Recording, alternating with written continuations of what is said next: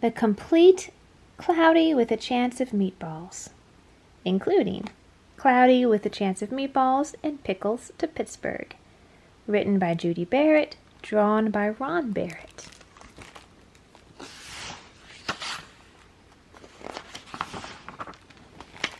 Cloudy with a Chance of Meatballs. We were all sitting around the big kitchen table. It was Saturday morning, pancake morning. Mom was squeezing oranges for juice. Henry and I were betting on how many pancakes we each could eat, and Grandpa was doing the flipping. Seconds later, something flew through the window, through the air, headed toward the kitchen ceiling, and landed right on Henry. After we realized that the flying object was only a pancake, we all laughed, even Grandpa. Breakfast continued quite uneventfully. All the other pancakes landed in the pan, and all of them were eaten, even the one that landed on Henry. That night, touched off by the pancake incident at breakfast, Grandpa told us the best tall-tale bedtime story he'd ever told.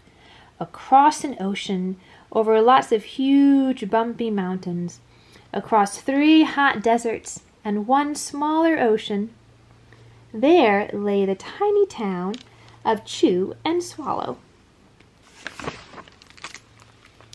In most ways, it was very much like any other tiny town. It had a main street lined with stores, houses with trees and gardens around them, a schoolhouse, about 300 people, and some assorted cats and dogs. But there were no food stores in the town of Chew and Swallow. They didn't need any. The sky supplied all the food they could possibly want. The only thing that was really different about Chew and Swallow was its weather. It came 3 times a day, at breakfast, lunch, and dinner. Everything that everyone ate came from the sky. But whatever the weather served, that was what they ate. But it never rained rain, it never snowed snow, and it never just blew wind. It rained things like soup and juice. It snowed mashed potatoes and green peas. And sometimes the wind blew in storms of hamburgers.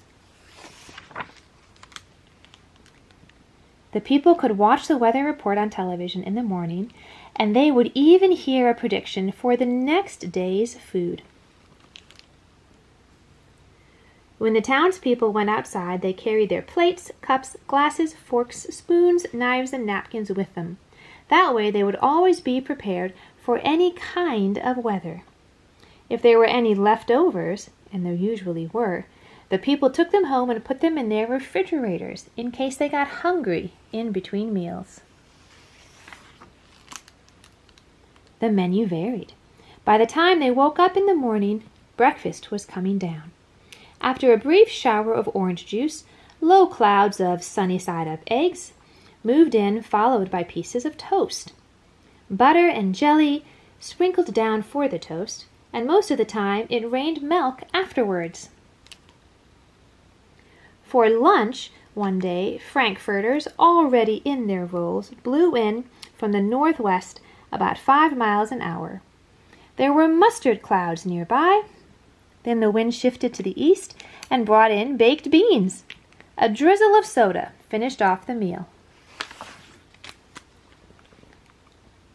Dinner one night consisted of lamb chops, becoming heavy at times with occasional ketchup. Periods of peas and baked potatoes were followed by gradual clearing with a wonderful Jell-O setting in the west. The sanitation department of Chew and Swallow had a rather unusual job for a sanitation department. It had to remove the food that fell on the houses and sidewalks and lawns. The workers cleaned things up after every meal and fed all the cats and dogs. Then they emptied some of it into the surrounding oceans for the fish and turtles and whales to eat. The rest of the food was put back into the earth so that the soil would be richer for the people's flower gardens. Life for the townspeople was delicious until the weather took a turn for the worse.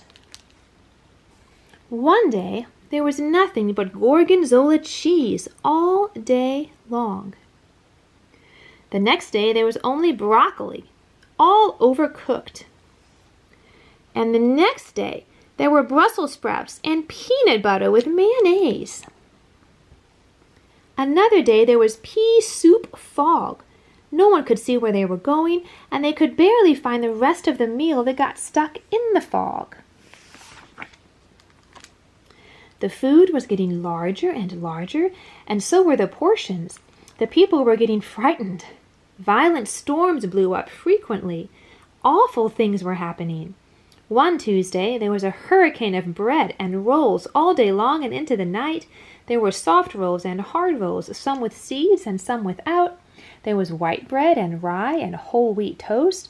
Most of it was larger than they had ever seen. Most of it was larger than they had ever seen bread and rolls before. It was a terrible day. Everyone had to stay indoors. Roofs were damaged, and the sanitation department was beside itself. The mess took the workers 4 days to clean up, and the sea was full of floating rolls.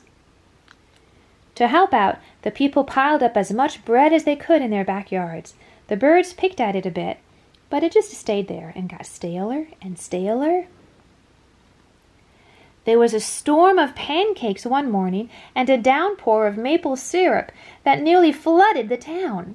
A huge pancake covered the school. No one could get it off because of the weight, so they had to close the school.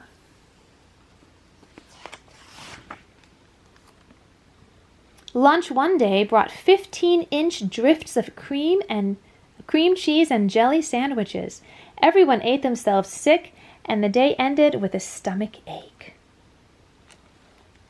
Then there was an awful salt and pepper wind accompanied by an even worse tornado. Tomato tornado. People were sneezing themselves silly and running to avoid the tomatoes. The town was a mess. There were seeds and pulp everywhere. The sanitation department gave up. The job was too big. Everyone feared for their lives. They couldn't go outside most of the time. Many of the houses had been badly damaged by giant meatballs. Stores were boarded up, and there was no more school for the children. So a decision was made to abandon the town of Chew and Swallow. It was a matter of survival. The people glued together the giant pieces of stale bread sandwich style with peanut butter, took the absolute necessities with them, and set sail on their new rafts for a new land.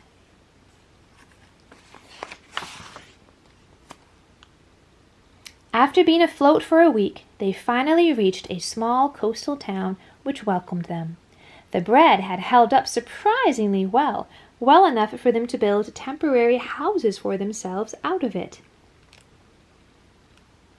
The children began school again, and the adults all tried to find places for themselves in the new land. The biggest change they had to make was getting used to buying food at a supermarket. They found it odd that the food was kept on shelves, packaged in boxes, cans, and tins, and bottles. Meat that had to be cooked was kept in large refrigerators. Nothing came down from the sky except rain and snow. The clouds above their heads were not made of fried eggs. No one ever got hit by a hamburger again. And nobody dared to go back to Chew and Swallow to find out what had happened to it. They were too afraid. Henry and I were awake until the very end of Grandpa's story. I remember his goodnight kiss. The next morning we woke up to see snow falling outside our window. We ran downstairs for breakfast and ate it a little faster than usual so we could go sledding with Grandpa. It's funny, but even as we were sliding down the hill, we thought we saw a giant pat of butter at the top, and we could almost smell mashed potatoes.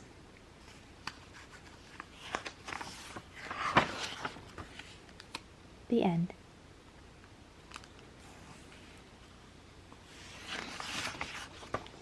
Now, Pickles to Pittsburgh, the sequel to Cloudy with a Chance of Meatballs.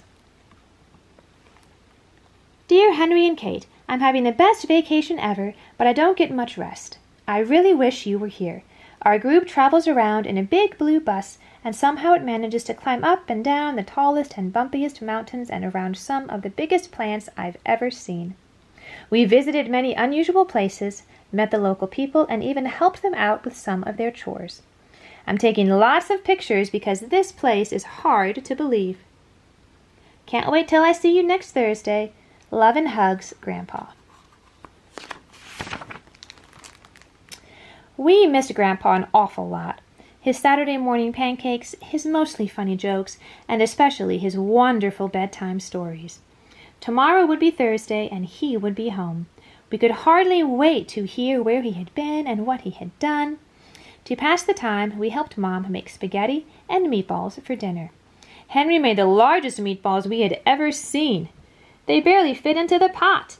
Mom thanked us for helping, but asked that the meatballs be much smaller next time.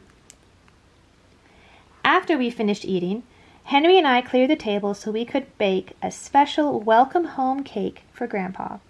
It was chocolate with strawberry icing and made in the shape of Grandpa's face. We licked as much of the batter off the spoons as we possibly could. I took Grandpa's postcard up to my room and put it on the little table beside my bed. I kept staring at it and wondering. The lamplight made bright a photograph of a wonderful place that seemed somehow familiar. I said goodnight to it and drifted off into my dreams. Surrounded by milky blue skies, and with Henry as my co-pilot, we carefully steer our plane through large puffs of mist. Soon we find ourselves soaring over an island, a very lumpy island. From the air it looks like a gigantic feast. Immense vegetables, salads, and desserts lie before us. The mountains look like large, huge loaves of bread. We decide to take a closer look and prepare ourselves for a bumpy landing. Avoiding some broccoli and narrowly missing a tremendous hamburger on an oversized bun, we come down and taxi on what appear to be giant strips of crispy bacon. Henry and I step down from the plane and look around in awe. Before us lies a strange but wonderful landscape.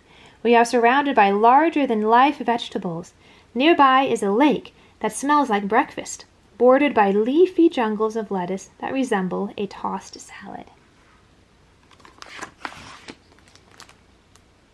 We try to keep our balance as we walk around the top of a gigantic bagel and past a forest of towering carrots. One is pierced by a tunnel large enough for a car to drive through.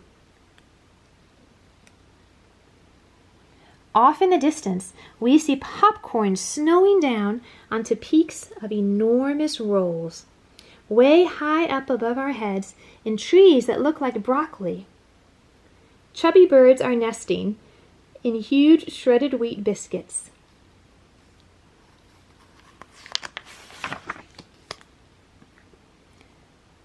Ahead of us, at the end of a long road, lies what looks like an abandoned town. Eager to know where we are, we start walking toward it. Sweet-smelling rain begins to fall. It collects in hundreds of open containers that are lined up in a field beside the road. Lots of orange puddles are everywhere. Orange juice! All of a sudden, we find ourselves standing in the shadow of a giant tuna fish sandwich, being delicately airlifted by a helicopter. In the distance, another helicopter races off with a jumbo pickle in tow. When we reach what is left of the town, we see the remnants of a sign welcoming us to a place called Chew and Swallow. Somehow, I know I've heard that name somewhere before. We walk through the entire town in amazement.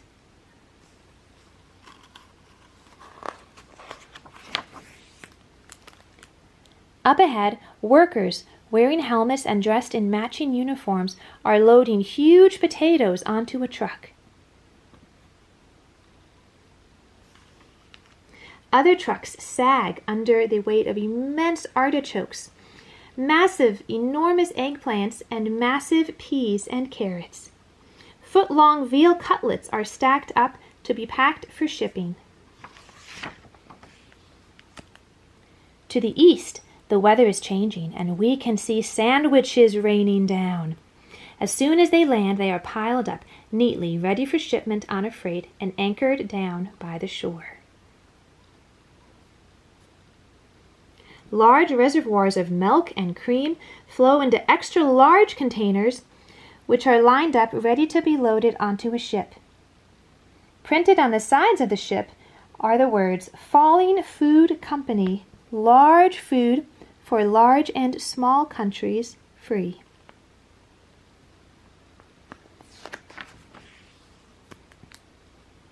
One of the workers tells us that Chew and Swallow used to be a very ordinary little town, except that instead of weather, food rained down from the sky for breakfast, lunch, and dinner. Back then, he says, by some quirk of nature, the falling food grew larger and larger. Storms of gigantic food threatened normal life, so the people took their belongings and sailed away to a new land on rafts made of huge slices of bread.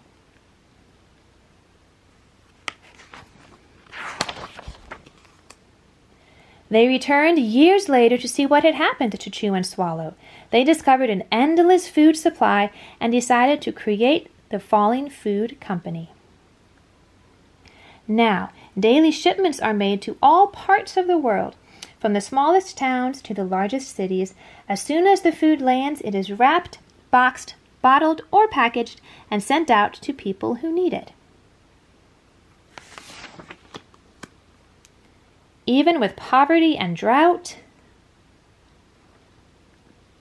throughout the world, there is always enough food for everyone. Henry and I think this is a great idea. We wish we could stay and work here, but I don't think they hire kids. It's getting late and we hate to leave, but we really have to be heading home. Mom is expecting us for dinner. The workers give us a 2-foot-wide chocolate chip cookie, which we carry back to the plane. It just barely fits through the door. We buckle up. I rev the engine and we start rolling down the bacon runway. As everyone waves goodbye, we can see dinner approaching from the west. Spaghetti and meatballs, I think. As we gain altitude, Chew and Swallow slowly vanishes into the distance.